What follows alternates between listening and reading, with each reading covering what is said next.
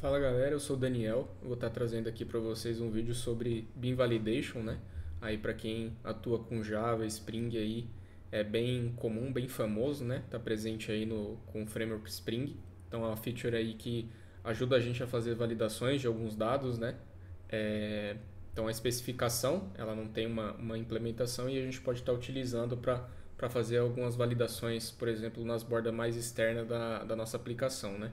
Então, seja um endpoint, por exemplo, para a gente garantir a consistência dos dados quando eles já entram num nível mais de domínio ali, né, da nossa aplicação. Certo? Então, vamos começar aqui. O que é, né? A Bean Validation, ela é uma especificação, tá? Que está presente ali dentro, como eu comentei, né, no framework Spring, JPA e tudo mais. E ela basicamente a gente aplica com anotações que carregam alguns metadados, né? Então esses metadados ajudam aí a gente tá validando alguns campos, atributos, enfim. Então, para isso aí é isso que a Bean Validation é. Então, por que a gente utiliza? Uma das vantagens de utilizar a Bean Validation é a gente, através das anotações, tendo os metadados, a gente consegue reduzir muito o código boilerplate. E, além disso, não só com isso, né, a gente consegue manter uma consistência nos dados quando esses dados chegam mais numa camada de domínio da nossa aplicação. Então, a gente garante na borda mais externa que aquele dado que vai chegar para ser tratado numa regra de negócio, ele vai ser válido, ele vai estar consistente.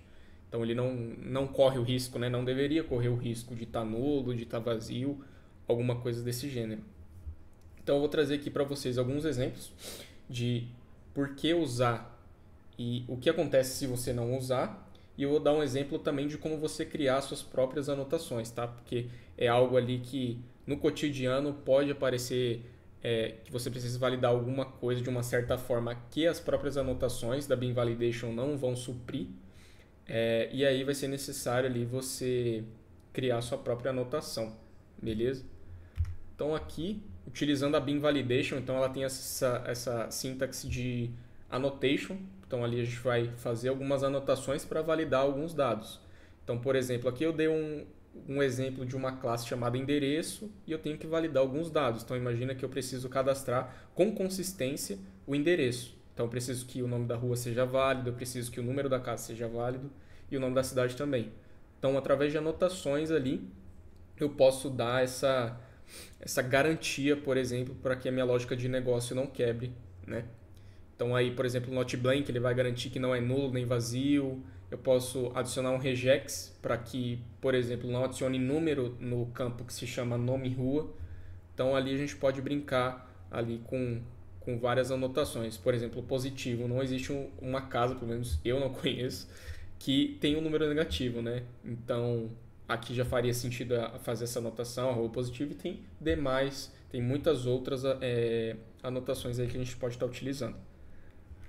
E aqui é um exemplo da gente não utilizando, então significa que todas essas validações, e se tivesse mais, a gente teria que fazer isso na mão.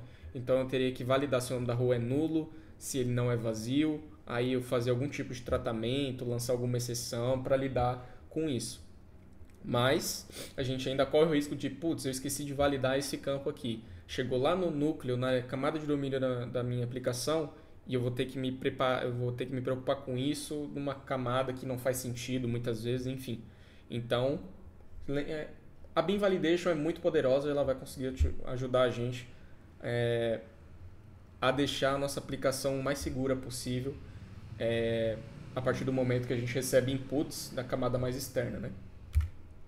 Então aqui eu vou dar dois passos simples, né, para a gente criar uma validação customizada. Então a gente precisa criar uma arroba interface, a gente vai dar um nome para ela e a gente precisa adicionar 3 anotações em cima dela, que seria o target, que seria aonde que essa anotação ela vai ser utilizada.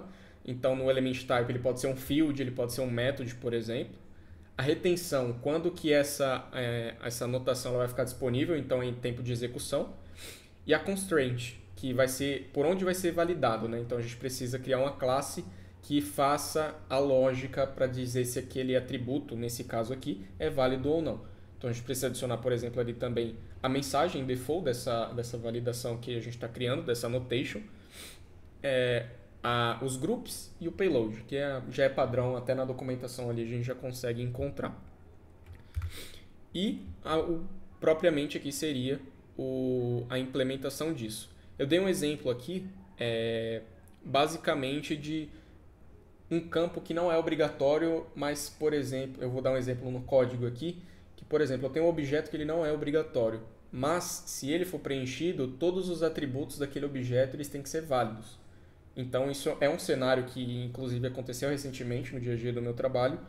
Então, você tem que garantir que, por mais que o campo não seja obrigatório, os atributos que estão dentro dele, caso ele venha, tem que ser consistente, tem que ser válido, certo? Então, com essa validação customizada, a gente consegue isso. Então, a gente vai implementar a interface do Constraint Validator, a gente consegue injetar o validator do Jakarta para a gente fazer essas validações, e esse método que a gente sobrescreve, o isValid, a gente vai dizer se é válido ou não aquele atributo. Eu vou entrar mais no detalhe no código mais para frente. Antes só de entrar para o código, eu vou vir aqui na documentação do Spring Validation. Então aqui ele já tem todas as informações que você precisa para utilizar a anotação, para você criar uma anotação, como que você injeta, enfim. E também aqui na especificação do Jakarta Bean Validation, a gente tem aqui todas as constraints que já tem definido. Então tem null, not null, assert true, enfim, dentre outras, né? Então, vamos para o código. Deixa eu trocar aqui. Beleza. Então, basicamente, indo pelo código aqui, algo bem simples, eu criei um endpoint que cadastra endereços, tá? Não adianta só a gente colocar a anotação em cima do atributo. A gente precisa também de uma chavinha que vai fazer com que a mágica aconteça, que seria esse @valid. Então, esse @valid, por exemplo, aqui no meu endpoint, eu recebo um objeto no meu request body, e esse @valid vai garantir que todas as anotações, todos os metadados sejam validados nos atributos daquele objeto. Então, por exemplo, aqui eu criei um exemplo hipotético onde eu tenho um endereço principal e um endereço alternativo. O endereço principal ele é obrigatório, porém o endereço alternativo não é. Mas, se ele for preenchido, eu preciso que ele seja válido. Então, aqui no meu endereço principal, é o mesmo exemplo que eu trouxe ali nos slides, tá? Então, o nome da rua, o número, a cidade, eu adicionei aqui só um toString e os getters aqui para facilitar no teste, tá? E também a gente tem um endereço alternativo, que também tem os mesmos atributos, o que quer dizer que, se eu receber esse cara preenchido, eu preciso que os atributos dele sejam válidos. Eu não posso mandar um número negativo aqui, por exemplo, ou um 0, e ele deixar aceitar caso esse endereço alternativo ele venha preenchido, ele não seja nulo, certo? Então aqui é a minha anotação personalizada, então minha constraint aqui vai um endereço alternativo válido. E essa implementação, como não é um campo obrigatório, que significa que se esse endereço for nulo, eu vou retornar true, porque de certa forma é válido, né? Eu posso considerar que é válido porque eu não vou utilizar isso, eu não preciso validar os atributos ali dentro. Caso não seja, aí eu posso injetar o validator da Jakarta Validation para poder fazer a validação desse objeto. Então, todas as anotações que tiver dentro dele aqui da Jakarta, ele vai aplicar. Então, ele valida. Se eu tiver violações, se eu tiver constraints ali que foram violadas, por exemplo, eu mandei o nome da rua nulo, mandei vazio, eu vou desabilitar, né? Isso aqui é mais um padrãozinho para a gente customizar as mensagens que a própria Bean Validation lança em caso de violar essas constraints. Então, a gente pode tratar isso aqui em algum momento, por exemplo. E aí a gente adiciona aqui a mensagem do que aconteceu, a propriedade do que aconteceu, o path dessa propriedade pode ser utilizado ali para você fazer alguma lógica em cima disso para retornar para a tela, ou enfim, para o seu cliente ali, o que aconteceu com mais precisão. Então, em cima disso, se aconteceu alguma violação, significa que é falso. Então, aquele atributo ele não é válido. Se não, aqui tudo certinho, ele vai retornar true, certo? Eu vou executar aqui e dar um exemplo para vocês na prática. Lembrando aqui que o meu controller... Lembrando que sempre, em algum momento, a gente vai... Aquele atributo que ele não é obrigatório, a gente vai precisar fazer uma condicional em cima dele para validar se ele é nulo ou não. Porém, percebe que eu vou precisar validar somente se ele é nulo ou não. Eu não vou precisar validar, ele é nulo e o nome da rua é só nome, não tem números, não tem caracteres, enfim. Então eu consigo mitigar bastante as validações que eu precisaria fazer, por exemplo, numa camada mais de domínio. Então, a minha única preocupação é validar se aquele objeto é nulo para mim seguir com uma lógica ou não, certo? E aí eu acabo simplificando mais utilizando a Beam Validation. Então aqui basicamente eu fiz uma lógica que ele vai printar aqui para mim o endereço principal, porque ele é obrigatório. E se não for nulo o endereço alternativo, ele também vai printar o endereço alternativo. Então deixa eu abrir o meu Swagger aqui. Fazer um try out, o nome da rua, colocar aqui Rua Java, número 123, cidade aqui eu vou colocar só SP para facilitar. Primeiro eu não vou mandar esse endereço alternativo, tá? Eu vou mandar só o primeiro. Na teoria deveria me retornar um 200, certo? Retornou um 200 aqui e ele printou aqui somente o principal, certo? Então aqui, se eu mandar, por exemplo, mandar todos os inválidos aqui, vou mandar o número 0, vou mandar aqui também como números e tudo mais, ele me retorna um 400, ele me retorna um bad request. Aqui já é uma mensagem padrão, esse método de argument not valid exception, é da própria Beam Validation, ela mesmo lança, a gente consegue customizar isso daqui, tá?